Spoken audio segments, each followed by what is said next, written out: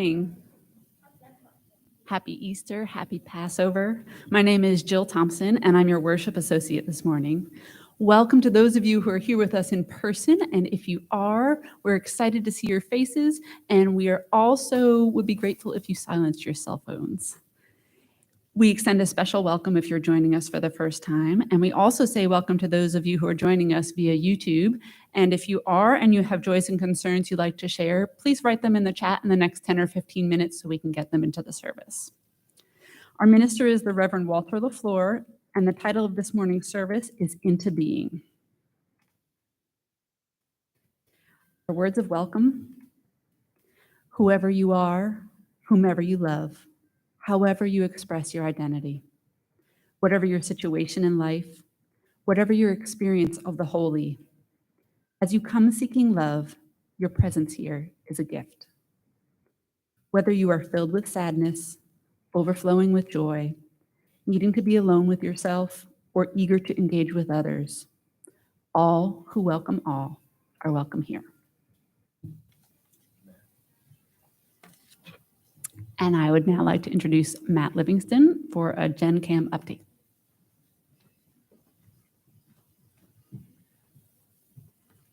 Good morning, everybody, and happy Easter. Just a quick announcement this morning. Sometimes we've done some longer introductions with the generosity campaign.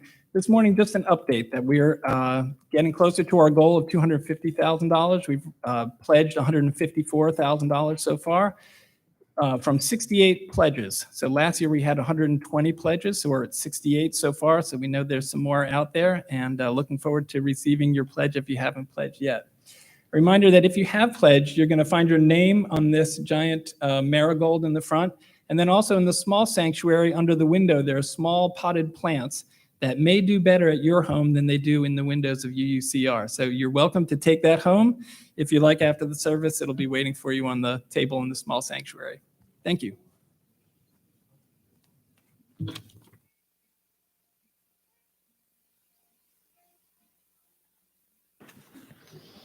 Good morning, good morning, good morning. I will ring the bell 7 times in honor and in recognition of our 7 Unitarian Universalist principles.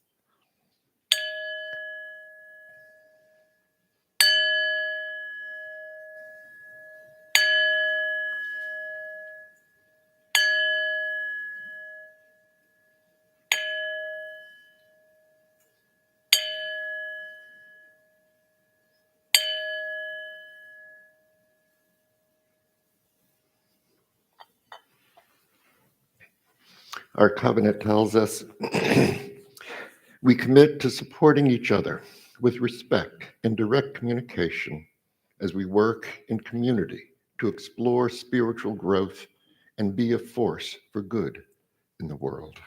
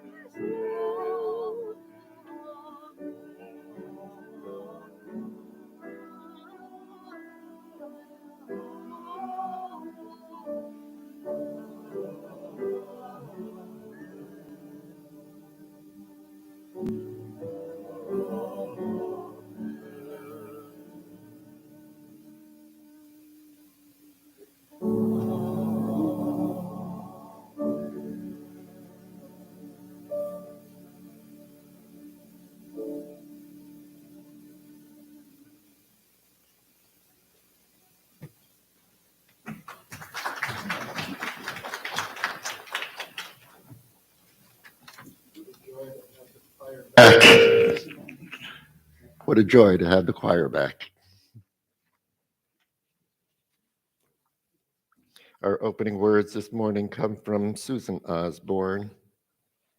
She writes, "I'm making my shoulders strong for the young to stand upon, stepping lightly on the backs of those who hold me up. It's a chain of life unending. Grateful is the heart for the chance to be alive." Our chalice lighting words come from Eudora Welfy. She writes, "My continuing passion would be to part a curtain, that invisible shadow that falls between people, the veil of indifference to each other's presence, each other's wonder, each other's human plight.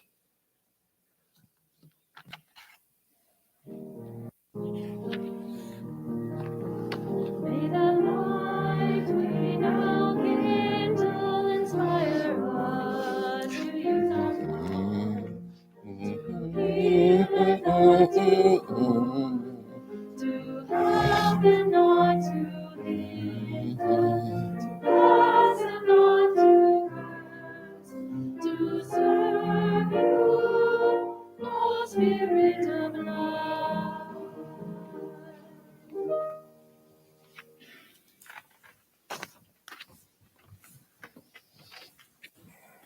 Good morning. Good morning. I'm Jessie. I'm the Director of Lifespan Faith Development here at UUCR, and happy Easter, everybody. I got to talk to my grandma on the phone this morning, and I am going to bring you something that she taught me. But actually, first, I want you to tell me, and I've gotten some answers from some folks, is this plant alive or dead? If you can see it. I got some shrugs. I hear alive. A lot of don't know. I got a dormant, which means it's waiting. Well, these are called resurrection ferns. And I hear oh yeah, that's what that is. This past week, I was down in New Orleans and the trees looked like they were wearing big, fluffy green sweaters. They were beautiful. And it's these ferns. Now, this isn't big. It's not fluffy. Certainly not green. It's like kind of brown. What these ferns do is they wait. That's what the trees look like. And that's these ferns. So these ferns shrivel up. They look like they're dead. And when I was a kid, I hated them. I thought they were ugly. They are kind of ugly right now. I didn't like them at all. My grandma said, just wait, just wait, just wait. And then the rain came and the hot humidity. If you see my hair right now, you see the leftovers from all the hot and humidity. And all of a sudden, a week after a big rain and it started to get hot, these ferns opened up. And they turned into these beautiful green sweaters you see up here. There's a little one on this side that's already starting to open. And then the big ones over here that make it look like that oak tree is wearing a sweater. What my grandma told me about these is that they're just like what we celebrate. A lot of people celebrate on Easter, the coming of spring. Everything that went underground is coming back up. Also, the biblical story of Jesus resurrecting to spread love and share good news. That's the same thing that these ferns do. Now, I have 2 ferns that I'm going to start here. And just like we have marigolds that are germinating, we have all sorts of things that are blooming and opening and blossoming. I am going to start this here, and it's going to be out in the lobby. We'll maintain it, and maybe it'll shrivel back up when it doesn't have water. But then it'll open back up again. And one thing that I want you to remember is that the resurrection fern is always there. Sometimes it's like this for 100 years, but it can always open back up. So can we. Now, this morning, we have a canned good hunt. One of the things that we do is help feed our community. And I need the folks who are going to help me hide those cans to meet me in the lobby. That's our middle school and high schoolers. We're going to hide those cans for our young friends to find. And Have a wonderful morning.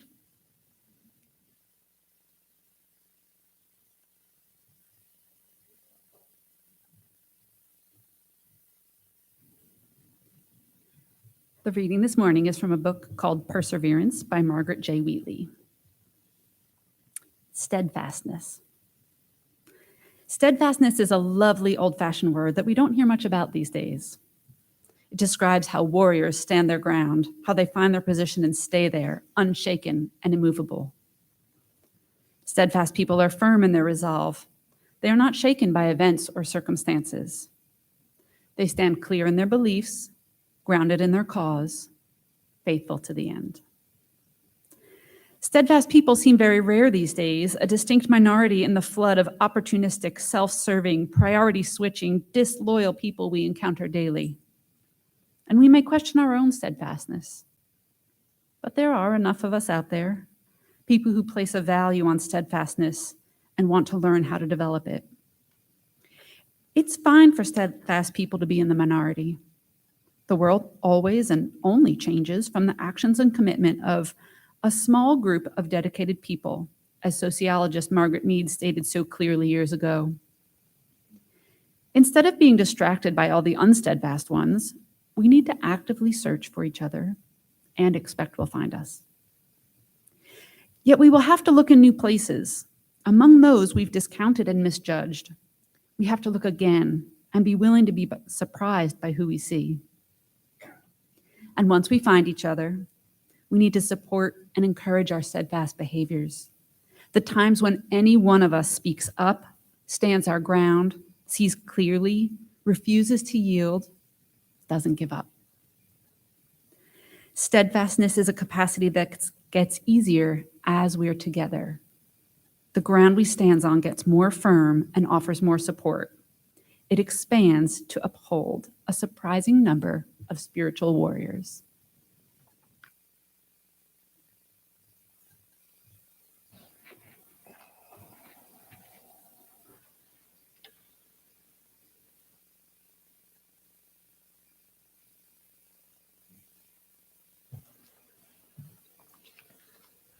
We're almost a full month into springtime.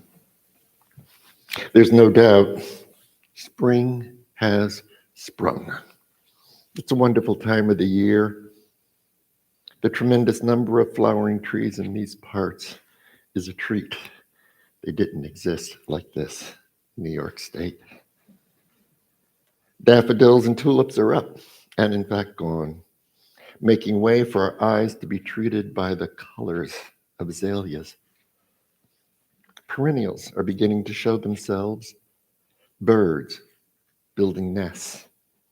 Days continue to get longer and warmer. Needless to say, I'm enjoying this season. So much is coming into being at this time of the year. Spring is alive in the religious world as well. The three most populous religions in the United States, Christianity, Judaism, and Islam, all celebrate major holidays during the springtime.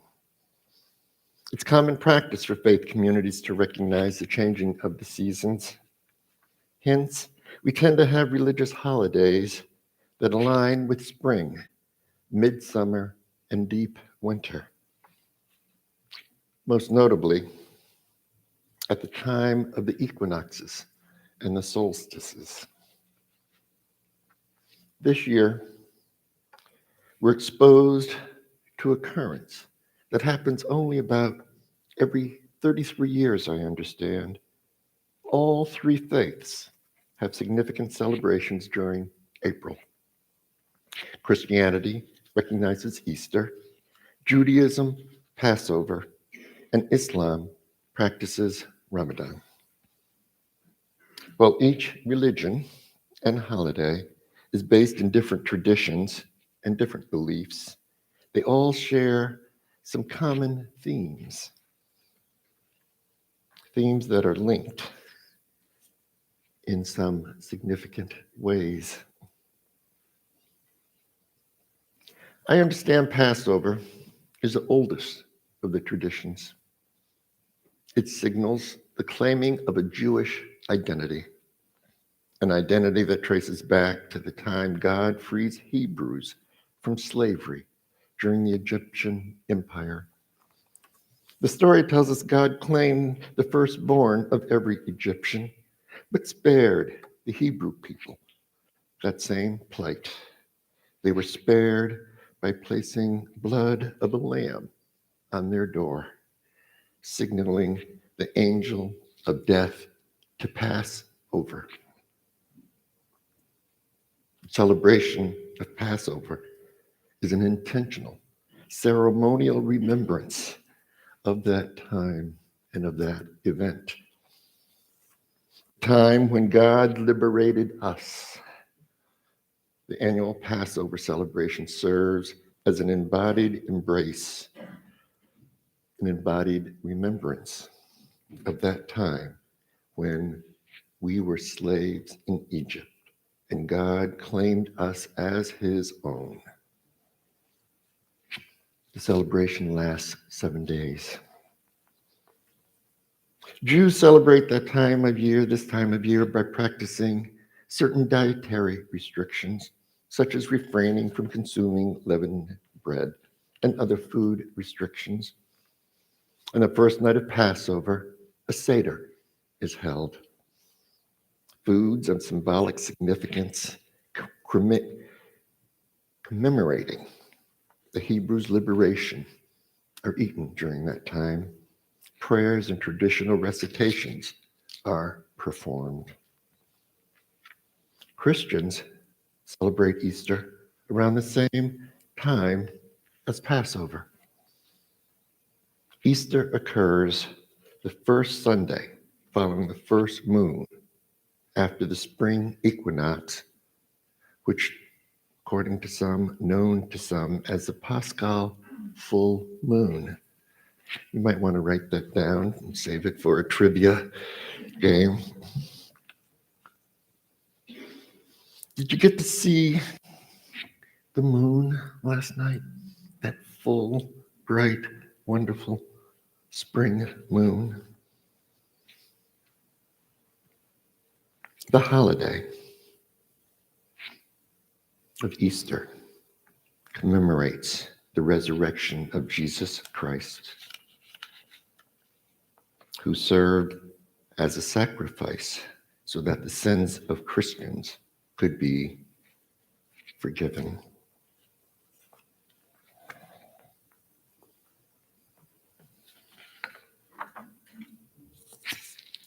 You know, I find it curious that the Easter story is both similar and yet different from the story of Passover. The story of Jesus' death is a story of sacrifice, a sacrifice and also a resurrection, allowing his death to be a sacrificial death. His resurrection gives him the status of Messiah that provides salvation to all people, even though there are some strings attached to this notion of all people. All people means they must put their faith in him as a requirement. Salvation is reserved for those who believe. Those who believe are liberated from death, promised life ever after. In this regard, a belief in Jesus served as blood of a lamb on the door, allowing the angel of death to fly over. In the Islamic calendar, Ramadan is a month during which Muslims hold up the four pillars, the fourth pillar of Islam.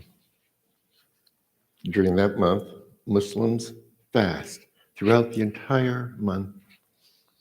The faithful who have committed their lives to Allah demonstrate that commitment by not eating or participating in sexual activities from dawn to dusk. Such a commitment serves to demonstrate their willingness to submit every aspect of their lives to the will of Allah.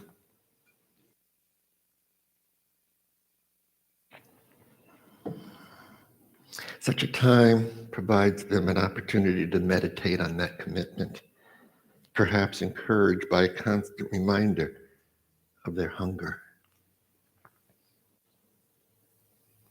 The communal aspect of the fast serves to remind the individual of what it's like to not have food or to experience hunger. It builds solidarity with those in the Islamic community who regularly don't have enough to eat. There is a very strong communitarian focus in Islam. Both Islam and Judaism, their celebrations are during this time of year are largely focused on we, our people, our God, our faith community. This differs from our Christian Easter celebration because it's primarily focused on the individual. The primary focus is on whether or not I will or one will be saved and brought into right relation with their God. There's also an intermediary in the process, in the form of Jesus.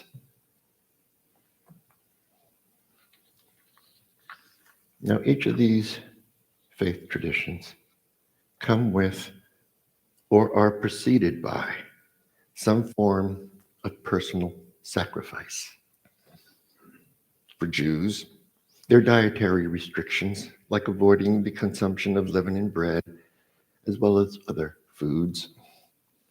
A Seder is held on the first night of Passover. Foods with symbolic meaning to the liberation of the Hebrews are eaten. Prayers are said, and certain traditional words are spoken. For Christians, there's a 40-day time frame preceding Easter, when individuals are expected to sacrifice. During Lent, tradition calls for forgoing a particular want or vice, either in the form of a certain food or a given behavior. The purpose is to be a reminder of the sacrifice made for them by their God. Now, this morning, I want to hold up. I want to bring our attention to the fact that each of these religious faith communities call for some form of sacrifice during this time of year. Yet, there's a significant difference in how these faith communities engage these celebrations. Both Islam and Judaism are designed to emphasize the we of who we are. Christianity's primary focus is on the individual. Perhaps that's what allows for support the many forms of Christianity, each with a primary focus on me, my behavior, and my God. Very different. And I think that difference is significant.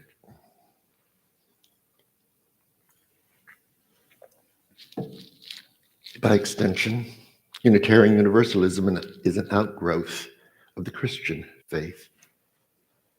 Unitarianism rejected the definition of a tripartite Godhead, in itself a significant deviation from the traditional definition of the Trinity of God.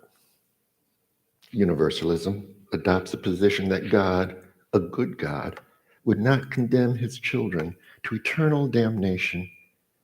Therefore, all can be reconciled with God, pushing us as a faith community further down the road of individual interpretation. So here we are, a faith community built significantly on individual beliefs and individual interpretations. Should there be any wonder? We have a hard time defining who we are and what we believe. Even so, the hair on the back of my neck goes up whenever I hear someone say, as a you can believe anything you want. Not so. In order to claim allegiance to Unitarian Universalism, you must express a belief in our 7 principles. You must agree to our covenantal agreement to be in right relation with one another. And as a member of any given congregation, you should express a belief in an acceptance of the individual vision and mission of that congregation.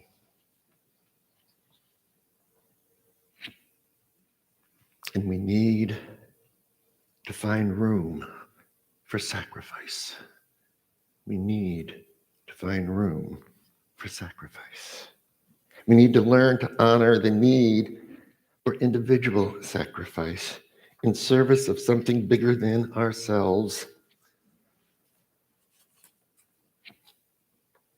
In any successful relationship, we come to understand we need to give up or forgo this or that in order to have that which we seek. Said differently, we need to operationalize or bring into fruition our 7 principles. It's not sufficient to merely believe in our principles. They must be operationalized, folks, lived in order to make a difference, lived in order to make them real. Perhaps we should be creative and design a ritual, a celebration that reinforces an emphasis on we, you, and us. We could do it annually, maybe during the spring of the year, maybe during the season of Lent. How do we come to recognize ourselves as you-yous, as opposed to a bunch of folks in the same room? How do we continue to focus on we, us? Are we each willing to be a guardrail of Unitarian Universalism, of you-ism? What are we willing to sacrifice in service of the whole, of who we are as a people, as a faith community? How would we recognize one another? There's a saying out there, you shall know them by their deeds. You shall know them by their deeds. What are we willing to sacrifice for our faith? What can we all agree to do together with one another for our faith tradition, our espoused principles, our covenants? What are we missing out on? How do we recognize one another? How do we be an us? Can we devise a set of expectations for one another? Can we learn to be one, a we? Or are we confined to each running our own race, following our own paths, doing our own thing? Are we? Are we willing to define ourselves as a we? Would we fast with one another, for one another, for and in honor of Unitarian Universalism? Would we? Would you?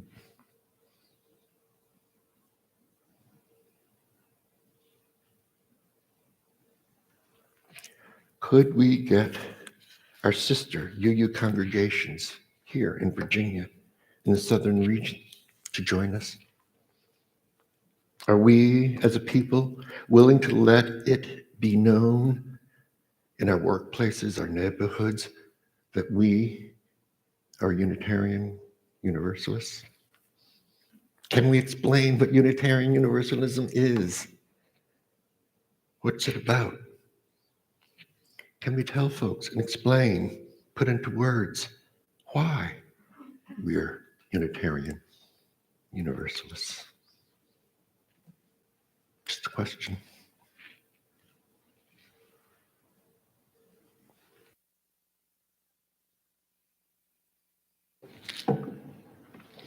It feels right that these are things we should ponder, consider, and act upon, especially during this time of renewal, this time of coming into being, a new season unfolding, this time of emergence, both outside and inside this faith community. Question. How many of you have been to GA, General Assembly, the annual gathering of our denomination? I see 3, 4, 5 wonderful hands, and some not so wonderful hands.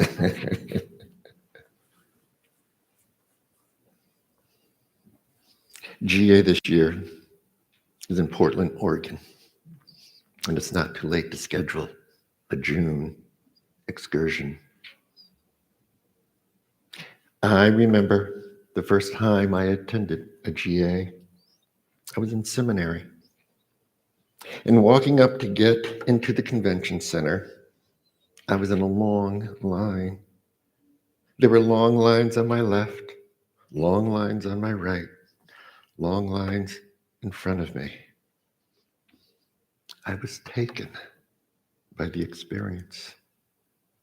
Wow. I'd never been in the company of that many UUs before. It was an emotional experience to see us, folks. Now, maybe because I was a seminarian and I was into learning all this stuff, but it affected me. It was an amazing experience to spend 3 or 4 days with maybe 2,000 or more Unitarians. I recite it to you because it's an experience I've not forgotten. I want you to think about taking a trip west to attend this year's General Assembly, to engage with UUs from all over the country, probably UUs from Canada and maybe elsewhere. I'm willing to bet you'll return with a different relationship with Unitarian Universalism, with who we are as a people. Perhaps you'll return with an increased vigor to help our faith tradition come alive in our everyday lives, in our definitions of who we are, in our commitment to be a balm unto one another. Perhaps, perhaps, perhaps. I'm going to close with the words spoken during our opening this morning. Our word said, making my shoulders strong for the young to stand upon, stepping lightly on the backs of those who hold me up. It's a chain of life unending, ever new, ever bending. Grateful is the heart for the chance to be alive. May it be so. Amen. And may we partake of the possibilities. Ashe.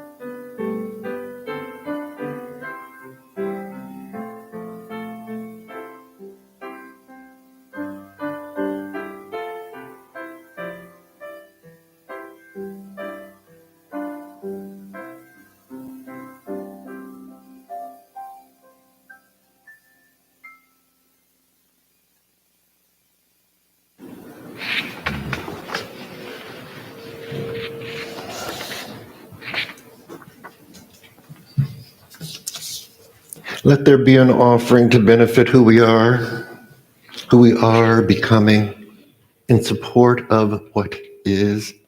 Help us to fuel what we bring to this world, to the active players, to be active players in life. We are grateful for your gifts.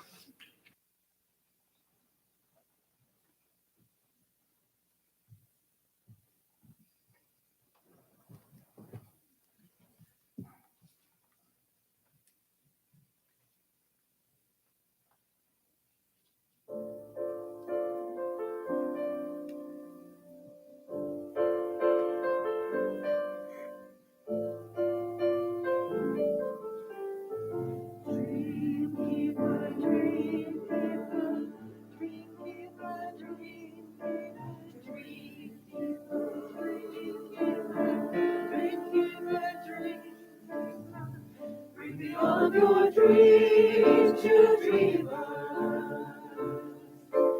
Bring me all of your heart melodies,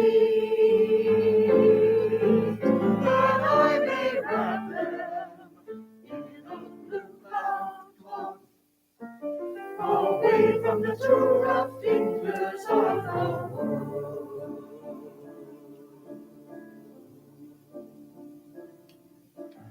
Dream keepers, dream keepers, dream keepers, dream keepers, dream keepers, dream keepers, dream keepers. Bring me all of your dreams, you dreamers. Bring me all of your dreams. Bring me all of your heart melodies. That I may wrap them in a away from the too rough fingers of the world.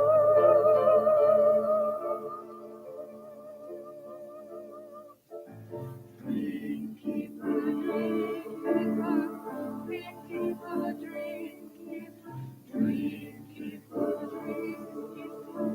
dream keeper, dream keeper, bring me all of your dreams. Bring me all of your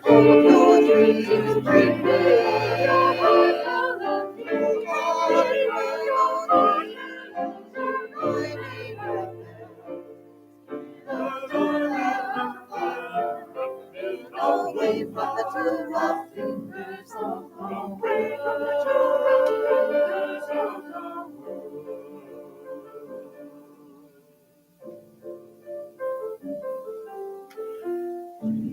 Keep a dream.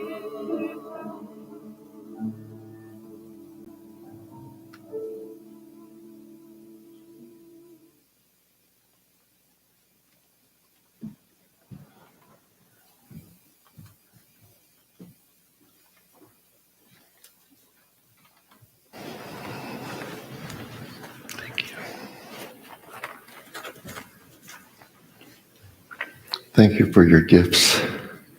Thank you for being here. We're grateful for who we are and who we are becoming. We're glad you're here.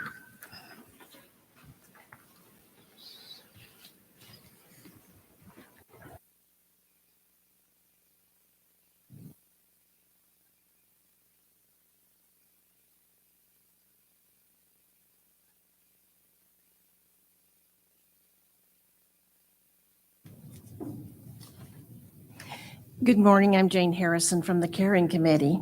And one of the things that the Caring Committee does is they share the joys and concerns of this church. And if you have a joy or concern you want the congregation to be aware of, you can contact the church office, you can contact a member of the Caring Committee, or you can write in the Lifelines book, which is on the pulpit on Sunday mornings, and we'll be glad to share it with you.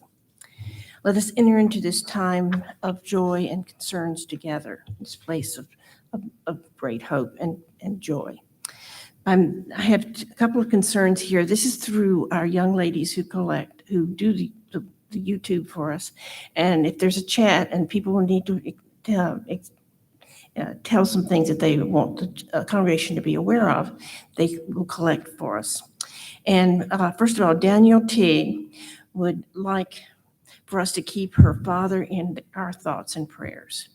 And please keep Beth Griffin in your thoughts as she seeks treatment for hip and ankle pain. And now I have a joy. UUCR, once again, had a very successful blood drive. We collected 2 units for the Red Cross, Bob Egbert, in the book. Okay, if you have a silent joy or a silent concern you want to talk about or wish to express, we have our little, it's over here. Okay, our little bowls of water, and you can put a pedal in there for that, and there's one in the back as well. Now, Walter, should we light a candle for all the people who are in our thoughts and prayers that can't be here today?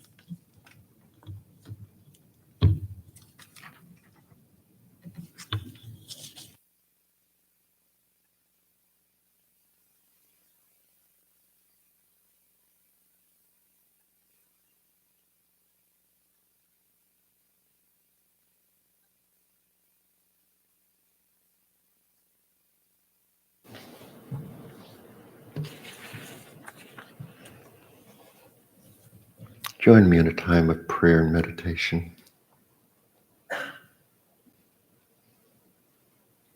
Bringer of our tomorrow, source of our yesterday, help us to see more than we're used to seeing, know more than we have known, live the life that we have been given.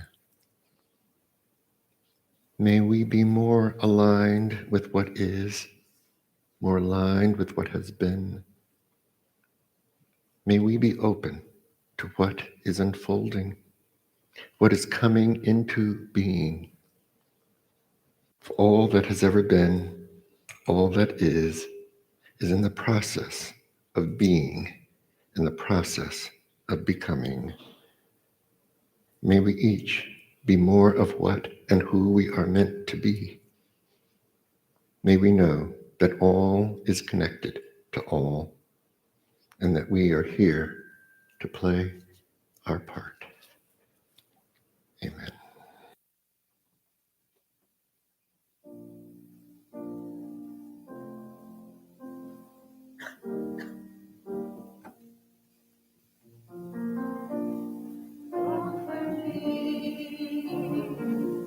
Comfort me, Comfort me, oh my soul. Comfort me, comfort me, comfort me, oh my soul. Sing with me, sing with me, sing with me, oh my soul. Sing with me, sing with me, sing with me, oh my soul. Dance with me, dance with me,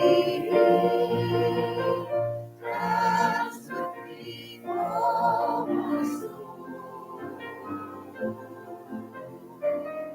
Dance with me, dance with me, dance with me, oh my soul.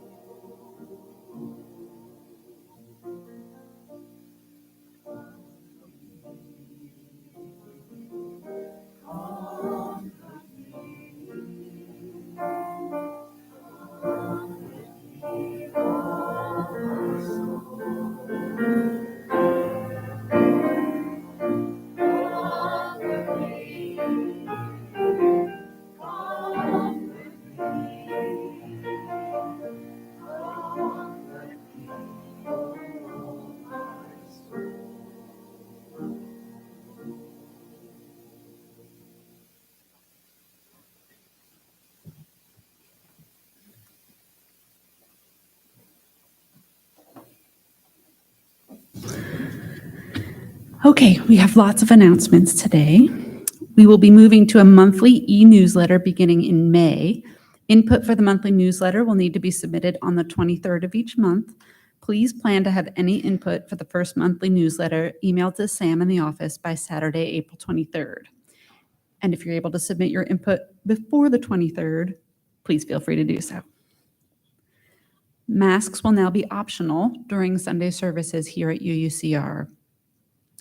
The safety committee has been studying this, and they've decided that the CDC risk level for Roanoke is low and hospitalizations are down. All other COVID safety measures will stay in place. You are encouraged to wear a mask or maintain distance at home if you have symptoms or if you've been exposed to anyone with symptoms. We still ask that you wear a mask when singing inside the church. Outdoor singing events do not require masking. Thank you for helping us keep everyone as safe as possible. The UUCR board meeting has been moved to Tuesday, April 19th at 6:30 p.m. If you are interested in attending, it will be held here in the Olin Room. The Death and Dying discussion group beginning on Wednesday, April 20th is full. We strive to keep groups discussing sensitive topics small so that attendees are more comfortable. If you missed sign up for this group and would like to attend one in the future, please email Sam in the office. The Cast for Dummies event was rescheduled to April 24th directly after the service. If you would like to attend, please plan to stay after the service next week. There will be a UU Poetry events for all UU poets. It's an open mic event here in the sanctuary on May 15th from 2 to 4:30. Donations will go to our church. The Gen Cam committee is sponsoring a pop-up coffee hour today in the meditation garden after the service. And lastly, the annual Easter can hunt will take place immediately after the service, beginning in the playground.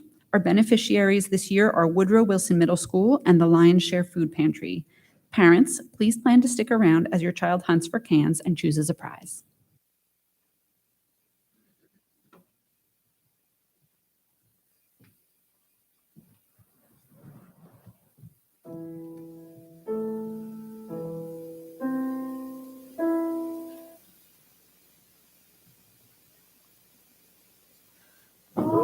Peace of the earth be with you, the peace of the heavens too.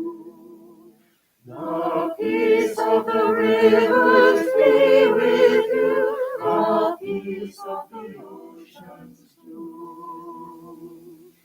Keep peace falling over you. God's peace flowing in you.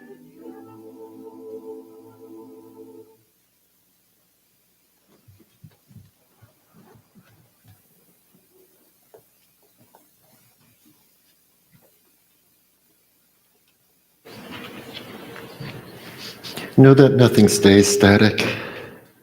Everything is in the process of being, you, me, the earth. Let us play our role. Go into your week.